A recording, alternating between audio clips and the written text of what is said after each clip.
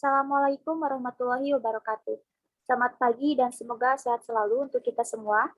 Yang terhormat Bapak Anwar selaku dosen pengampu mata kuliah Pendidikan Agama Islam, serta teman-teman seperjuangan yang senantiasa saya banggakan. Alhamdulillah, puji syukur kehadirat Allah Subhanahu wa Ta'ala yang telah memberikan nikmat umur sehingga bisa mengikuti perkuliahan online hari ini. Salawat serta salam kita panjatkan kepada Nabi besar Muhammad Sallallahu Alaihi Wasallam. Baiklah, perkenalkan nama saya Amelia Fatmayani selaku moderator yang akan memandu jalannya presentasi pada kali ini. Adapun pemateri yang akan melakukan presentasi adalah kelompok 8 dengan judul Islam dan Kebangsaan yang beranggotakan Amelia Fatmayani, Mulia Santika, dan Nadia Hairani. Mari kita buka perkuliahan online hari ini dengan membaca basmalah bersama-sama. Bismillahirrahmanirrahim.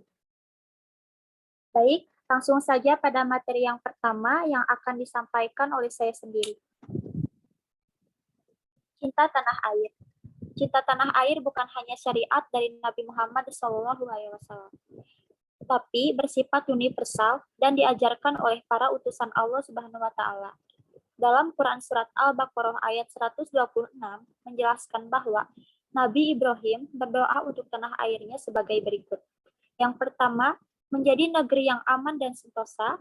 Yang kedua, penduduknya dilimpahi rejeki. Dan yang ketiga, penduduknya iman kepada Allah dan hari akhir. Slide. Lalu, nilai-nilai nasionalisme. Nilai-nilai nasionalisme yang harus ada dalam setiap individu warga negara Indonesia. Yang pertama, nilai rela berkorban. Nilai rela berkorban merupakan aturan jiwa atau semangat bangsa Indonesia dalam menghadapi tantangan baik dari dalam maupun luar. Yang kedua, nilai persatuan dan kesatuan. Nilai ini mencakup pengertian disatukannya beraneka cocok yang bermacam-macam menjadi suatu kebetulan. Bermacam agama, suku bangsa, dan bahasa yang dipergunakan mudah memberi kesempatan timbulnya kekerasan. Yang ketiga, nilai harga menghargai. Sebagai bangsa yang berbudaya, bangsa Indonesia sejak lama telah menjalin hubungan dengan bangsa lain atas dasar semangat harga menghargai. Yang keempat, nilai kerjasama. Nilai kerjasama ini merupakan aktivitas bangsa Indonesia dalam kehidupan sehari-hari. Suka bekerja sama atas dasar semangat kekeluargaan. Lalu yang terakhir ada nilai bangga menjadi bangsa sendiri. Nilai ini sangat diperlukan dalam melestarikan negara Republik Indonesia.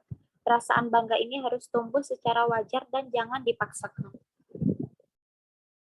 Selanjutnya, materi yang kedua yang akan disampaikan oleh Mulia. Kepada Mulia dipersilakan. Terima kasih kepada moderator yang telah memberikan waktunya. Yang selanjutnya ada bela negara dalam Islam. Peristiwa 10 November menjadi tonggak sejarah yang sangat penting bagi bangsa Indonesia, terutama bagi umat Islam. Sebab momentum itulah nasionalisme mendapat pemaknaan sangat signifikan dalam paradigma keagamaan. Nasionalisme yang semula dipahami sebagai wilayah di luar agama, ternyata bagian dari kewajiban syar'i yang harus diperjuangkan. Kerangka pemikiran inilah yang kemudian menjadi salah satu dasar umat Islam untuk terus merawat Pancasila dan Undang-Undang Dasar 1945. Pada 23 Oktober 1945, Kiai Haji Hashim Asy'ari atas nama pengurus besar NU mendeklarasikan seruan jihad fisabilillah yang dikenal dengan resolusi jihad. Ada 3 poin penting, yaitu 1. Setiap muslim, semua umur, yang kaya baik yang miskin, wajib memerangi orang kafir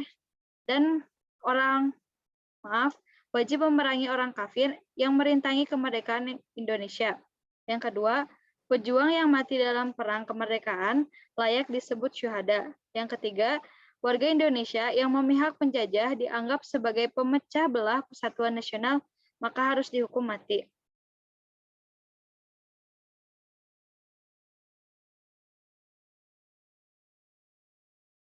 Yang selanjutnya ada bela negara dalam pandangan Islam.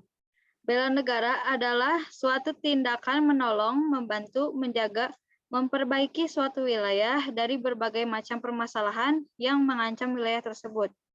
Islam memiliki landasan dalil yang kuat mengenai bela negara. Salah satunya terdapat pada Al-Quran Surat Al-Maidah ayat 2, yang artinya, dan tolong menolonglah kamu dalam mengerjakan kebajikan dan takwa, dan jangan tolong menolonglah dalam berbuat dosa dan pelanggaran. Dan bertakwalah kamu kepada Allah, sesungguhnya Allah amat berat siksanya.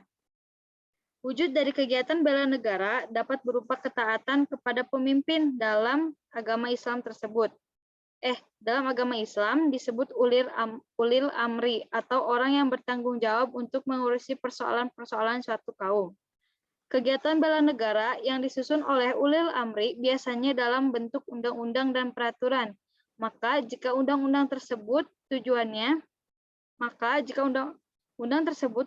untuk kemaslahatan dan tidak bertentangan dengan hukum Islam, maka setiap warga negara wajib untuk melaksanakannya. Sekian yang dapat saya sampaikan, saya kembalikan kepada moderator. Baik, terima kasih kepada Mulia yang telah menyampaikan materinya. Selanjutnya, materi yang ketiga yang akan disampaikan oleh Nadia.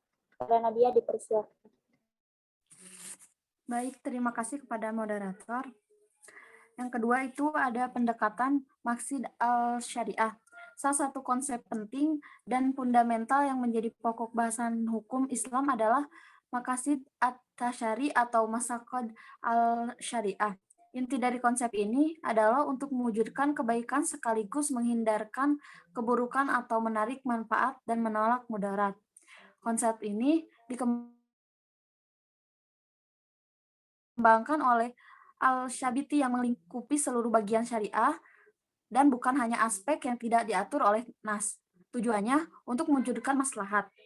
Berdasarkan penelitian Usulin, ada 5 unsur yang harus dipelihara, yaitu menjaga agama, jiwa, akal, keturunan, dan harta.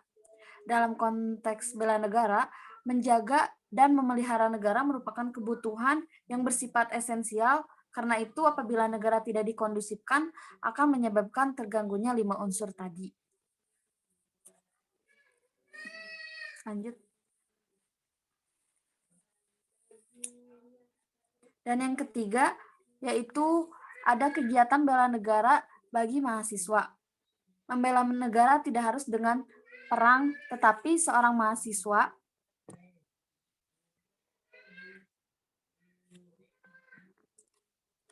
bisa diwujudkan dengan cara lain seperti yang pertama yaitu membina diri menjadi pribadi yang berakhlak mulia dan mengikuti kegiatan-kegiatan yang bermanfaat. Yang kedua, senantiasa melaksanakan perintah orang tua. Yang ketiga, ikut serta dalam kegiatan menjaga keamanan lingkungan rumah, kampus, dan masyarakat.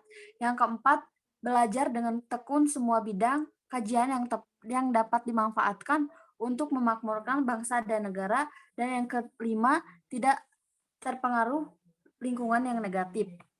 Sebagai warga negara yang baik, sudah sepantasnya kita turut serta dalam bela negara, seperti para pahlawan yang rela berkorban demi kedaulatan dan kesatuan negara Republik Indonesia. Ada macam-macam ancaman dan gangguan pertahanan dan keamanan negara. Yang pertama yaitu kenakalan remaja. Yang kedua, aksi kekerasan dan berbau sara. Dan yang ketiga, pelanggaran wilayah negara baik di darat, laut, udara, dan luar angkasa. Sekian, terima kasih. Saya kembalikan kepada moderator. Baik, terima kasih kepada Nadia yang telah memperkenalkan materinya. Nah, teman-teman, sekian presentasi kali ini. Mohon maaf bila banyak kekurangan. Teman-teman, jika yang ingin bertanya, kita membuka diskusi di kolom komentar. Sekian pemaparan dari kelompok kami. Semoga bermanfaat untuk kita semua. Wassalamualaikum warahmatullahi wabarakatuh.